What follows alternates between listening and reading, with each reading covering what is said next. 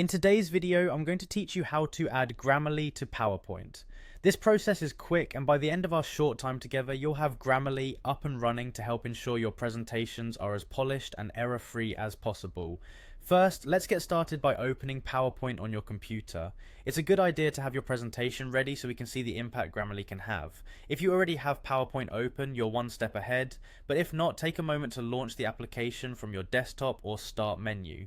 Now, once you're in PowerPoint, you'll be pleased to know that Grammarly typically gets right to work. It has the ability to seamlessly integrate, giving you the chance to check your spelling and grammar in real time as you create or edit your slides.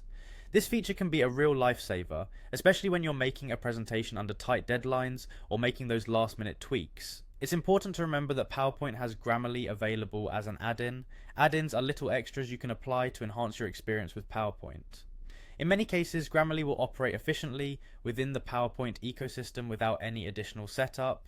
However, if you're not seeing the benefits immediately, don't worry. There may be a few extra steps or settings to adjust, which I'll touch on in a moment. A key point to note is that this capability primarily depends on the desktop version of PowerPoint.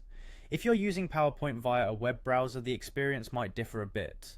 The desktop version offers more seamless integration with tools like Grammarly, while web versions may have certain limitations due to browser constraints. So, for the best experience, I recommend using the desktop version, especially if you frequently rely on Grammarly's editing prowess. Finally, let's discuss the extension aspect. If you've installed Grammarly as a browser extension, it should extend its functionality over to applications like PowerPoint automatically.